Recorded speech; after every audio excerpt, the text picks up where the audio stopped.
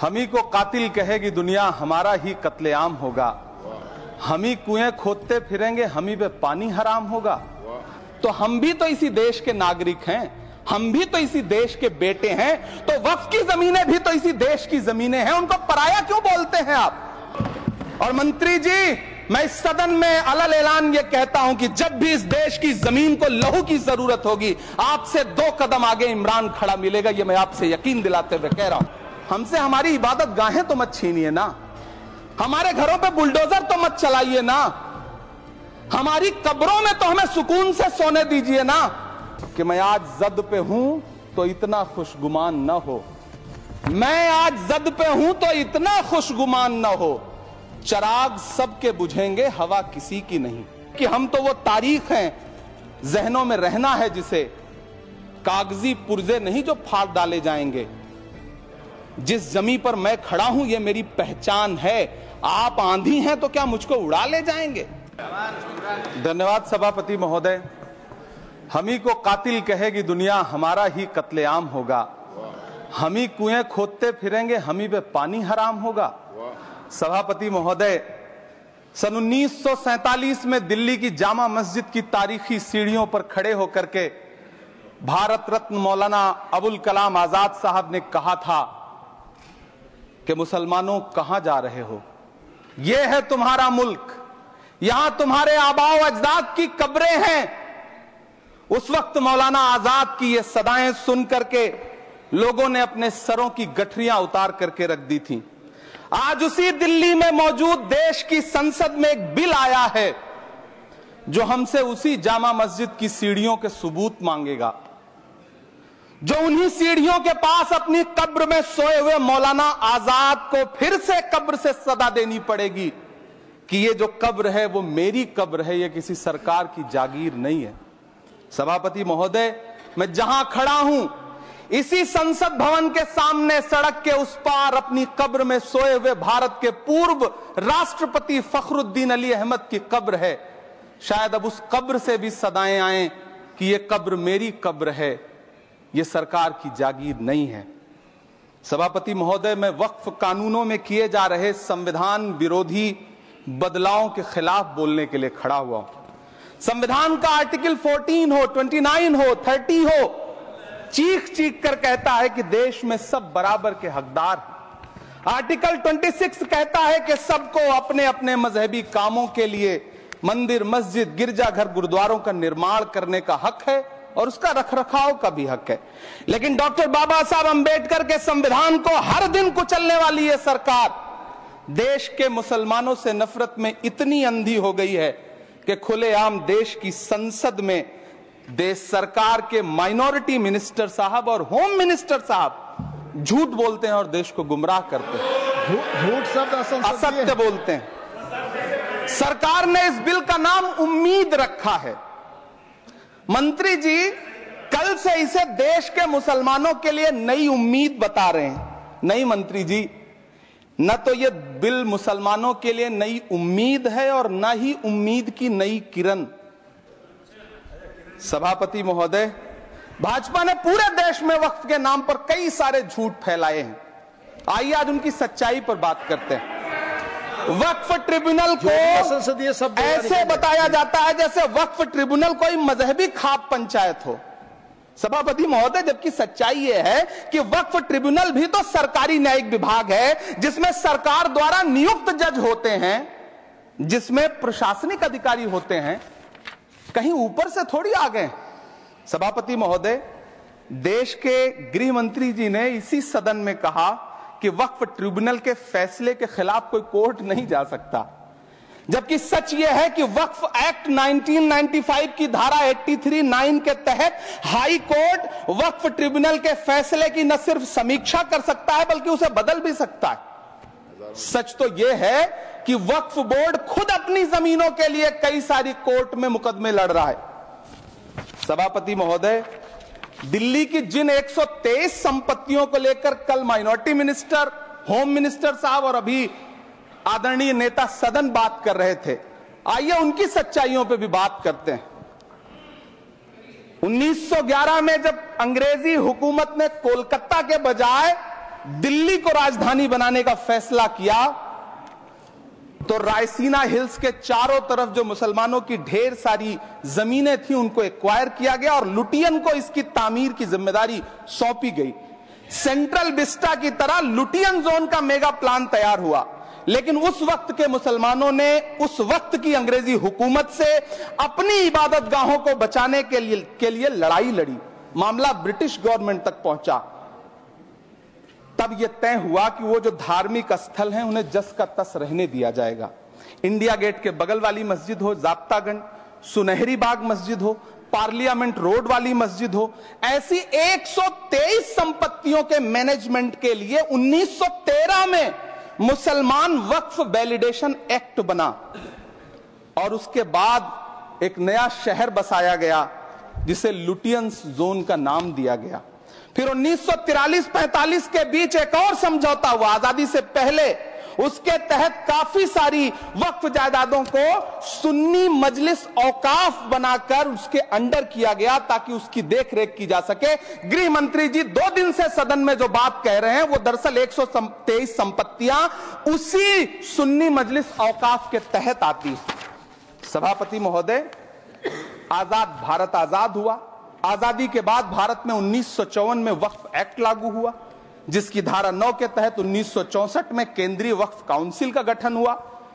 दिल्ली की वही 123 प्रॉपर्टीज को 1970 में सर्वे गजट करके गजट नोटिफाई किया गया। इसके निपटारे के लिए पूर्व प्रधानमंत्री इंदिरा जी के द्वारा 1974 में एक बर्नी कमेटी बनाई गई।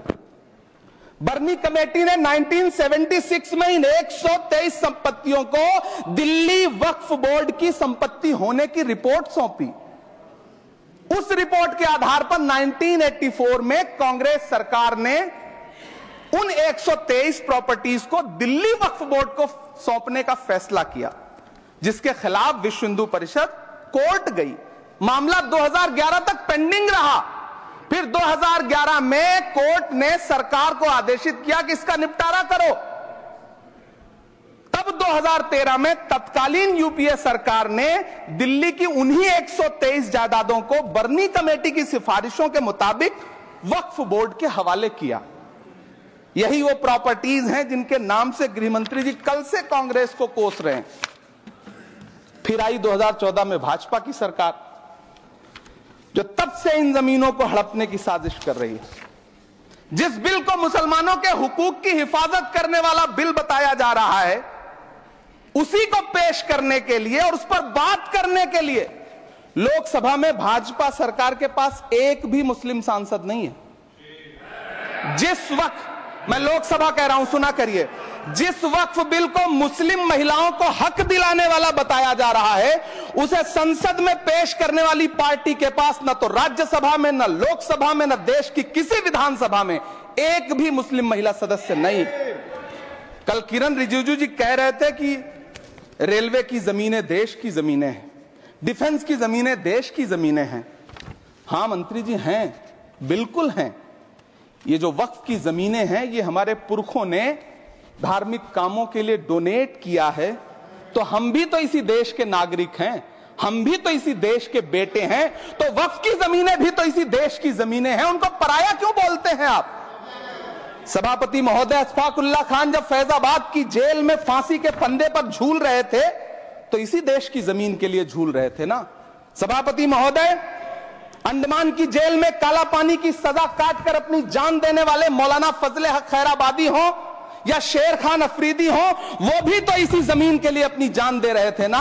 सभापति महोदय, पाकिस्तान के खिलाफ लड़ते हुए अपनी जान देने वाले महावीर चक्र विजेता ब्रिगेडियर उस्मान हो या पाकिस्तान के पैटर्न टैंक उड़ाने वाला परमवीर चक्र विजेता वीर अब्दुल हमीद हो, वो भी तो इसी जमीन के लिए अपनी जान दे रहा था ना। और मंत्री जी, मैं इस सदन में अलल ऐलान ये कहता हूं कि जब भी इस देश की जमीन को लहू की जरूरत होगी, आपसे 2 कदम आगे इमरान खड़ा मिलेगा। ये मैं आपसे यकीन दिलाते हुए कह रहा हूं। सभापति महोदय, मैं सरकार से कहना चाहता हूं, हमसे हमारी इबादत गाहें तो मत छीनिए ना, हमारे घरों पे बुलडोजर तो मत चलाइए ना, हमारी कब्रों में तो हमें सुकून से सोने दीजिए ना। सभापति महोदय, माइनॉरिटी मिनिस्ट्री का बजट कट करके, मुस्लिम बच्चों की स्कॉलरशिप बंद करके अब सरकार कह रही है कि हम वक्फ की आमदनी से गरीब मुसलमानों का भला करेंगे। गुजरात की बेटी बिल्किस के बलात्कारियों की रिहाई के बाद उन्हें माला पहनाने वाली लोगों के नेता ये कह रहे हैं कि यह बिल मुस्लिम महिलाओं को उनका हक दिलाएगा। धन्यवाद मोदी जी, क्या बढ़िया सौगातें मोदी दे रहे हैं आप। पहले हमें गुजराते मोदी दिया, आप सौगातें मोदी दे रहे हैं। लेकिन यह सरकार इतना याद रखे कि इसी ठसक के साथ देश की संसद में सीए का कानून भी लाया गया था और कहा गया था बड़े बड़े भाषण देकर के कि पड़ोसी देशों से हिंदू भाइयों को ला करके यहां नागरिकता दी जाएगी। लेकिन मैं आपके संज्ञान में लाता हूं सर कि पिछले इतने दिनों में इनसे नागरिकता लेने के लिए 2000 व्यक्ति भी नहीं आए, जबकि इसके उलट इन्हीं की सरकार में पिछले 10 साल में 15 लाख से ज्यादा भारतीयों ने भारत की नागरिकता छोड़ करके दूसरे देश में जाकर के बस गए। यह हुआ उस कानून का अंजाम। सभापति महोदय, इसी तरह की जिद के साथ किसानों के खिलाफ भी कानून लाए गए थे। जिस तरह आज वक्फ के फायदे गिनाए जा रहे हैं, उसी तरह से किसानों को भी कृषि कानूनों के फायदे गिनाए गए थे। लेकिन अंजाम क्या हुआ? 700 किसानों की शहादत लेने के बाद सरकार को अन्नदाता किसानों के सामने घुटने टेकने पड़े और कृषि कानून वापस लेने पड़े। जिल्ले इलाही, जमहूरियत जो है वो नफरत और ठसक से नहीं चलती है, अकड़ से नहीं चलती है, उसमें सबकी हिस्सेदारी जरूरी है। कल देश के माइनॉरिटी मिनिस्टर ने लोकसभा में खड़े होकर एक शेर सुनाया था कि मुझसे कोई बदगुमान न हो, तो मैं उन्हें एक शेर सुनाना चाहता हूं कि मैं आज जद पे हूं तो इतना खुशगुमान न हो, मैं आज जद पे हूं तो इतना खुशगुमान न हो, चराग सबके बुझेंगे हवा किसी की नहीं। नीतीश कुमार जी हो, चंद्रबाबू नायडू जी हो, चिराग पासवान जी हो, जयंत चौधरी जी हो, देवे गौड़ा जी हो, जीतन राम मांझी जी हो, सबको समझना पड़ेगा कि जब जंगल में आग लगती है तो न वो बरगद बचते हैं जो हवा को आंधी में तब्दील करते हैं, न वो बांस बचते हैं जो आपसी रगड़ से चिंगारी पैदा करते हैं। सभापति महोदय, जब देश को मनमोहन सिंह साहब जैसा काबिल प्रधानमंत्री मिलता है तो देश को आरटीआई जैसा एक्ट मिलता है, सेज जैसा एक्ट मिलता है, मनरेगा जैसा एक्ट मिलता है, लिबरलाइजेशन मिलता है, राइट टू एजुकेशन मिलता है, नेशनल फूड सिक्योरिटी एक्ट मिलता है। लेकिन जब देश को सौगातें मोदी मिलती है तो क्या मिलता है? सीए मिलता है, फॉर्म्स लॉ मिलता है, आर्टिकल 370 मिलता है, इलेक्टोरल बॉन्ड जैसा एक्ट मिलता है और वक्फ अमेंडमेंट एक्ट जैसे बिल देश को मिलते हैं। मुझे तो अपने हमवतन भाइयों से पूछना है कि आपको अपने बच्चों की तरक्की, खुशहाली और नौकरी की दरकार है या फिर मुसलमानों की दान की गई जमीनों को लूटकर धन्ना सेठों को देने की साजिश करने वाले कानून की? सभापति महोदय, यह सरकार रात के 3 बजे तक पूरे देश को जगा करके संसद में अपने ही नागरिकों को नीचा दिखाने के लिए वक्फ बिल ला रही थी, तो उधर रात के 1:30 बजे अमेरिका हम पर 26% टैरिफ लगा रहा था। सरकार की प्राथमिकताएं देश को पता। सभापति महोदय, मैं बहुत भावुक हूं आज, और मुझे अच्छा लगा कि आदरणीय नेता सदन जगत प्रकाश नड्डा जी ने बहुत अच्छी बातें भी की, मन से बातें की। क्योंकि उनके नाम में प्रकाश जुड़ा है तो मैं उनमें हमेशा एक रोशनी की किरण देखता हूं। मैं उनके सामने बहुत अदब से ये बात कहना चाहता हूं कि चरागों के सफर में दबदबा हो आंधियों का तो फिर अंजाम जुल्मत के सिवा कुछ भी नहीं होगा। ये दुनिया नफरतों के आखिरी स्टेज पर है, इलाज इसका मोहब्बत के सिवा कुछ भी नहीं होगा। मैं भावुक हूं, मेरी पलकें गीली हैं। अगर देश की एक बहुत बड़ी आबादी को लगता है कि आप उसका भला करने के लिए नहीं, बल्कि उनकी इबादत गाहों, उनकी कब्रिस्तानों, उनकी खानकाहों को बर्बाद करने का बिल ला रहे हैं, तो फिर आप अगर समझाने में नाकामयाब रहे हैं तो यह आपकी नाकामयाबी है। पहले समझाइए, उसके बाद कोई बिल लेकर के आइए, तब शायद हम आपका इतनी पुरजोर तरीके से विरोध ना करें। लेकिन सभापति महोदय, मैं अंत में सिर्फ इतना कहना चाहता हूं कि इस बिल में जो भी पॉइंट्स दिए गए हैं, बॉम्सी पोर्टल देख लीजिए, सरकार का झूठ आपको पकड़ में आ जाएगा। हम डरे नहीं हैं, हम सिर्फ सरकार से अपील कर रहे हैं कि हमें अपना समझिए, हम आपके अपने हैं, इस देश के नागरिक हैं और आप ताकत में हैं। संख्या बल के आधार पर बिल हो सकता है आप पास करा ले, लेकिन आपको यह बात समझनी पड़ेगी कि हम तो वो तारीख हैं, जहनों में रहना है, जिसे कागजी पुर्जे नहीं जो फाड़ डाले जाएंगे। जिस जमीन पर मैं खड़ा हूं ये मेरी पहचान है। आप आंधी हैं तो क्या मुझको उड़ा ले जाएंगे? आपको यह बात समझनी पड़ेगी।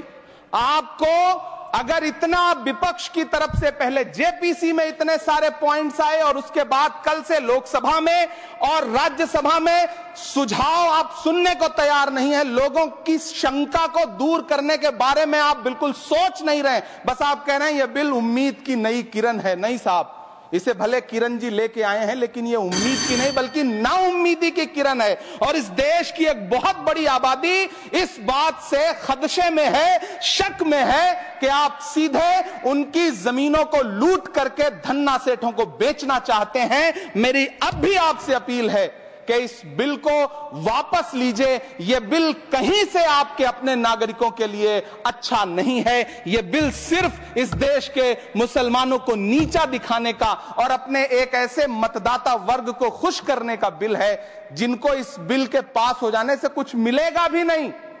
लेकिन आप एक नैरेटिव देना चाहते हैं, एक मैसेज देना चाहते हैं। मेरी आपसे अपील है कि कृपया ये जो सबका साथ सबका विकास का नारा है, इस नारे को रत्ती भर तो चरित्रार्थ कर दीजिए।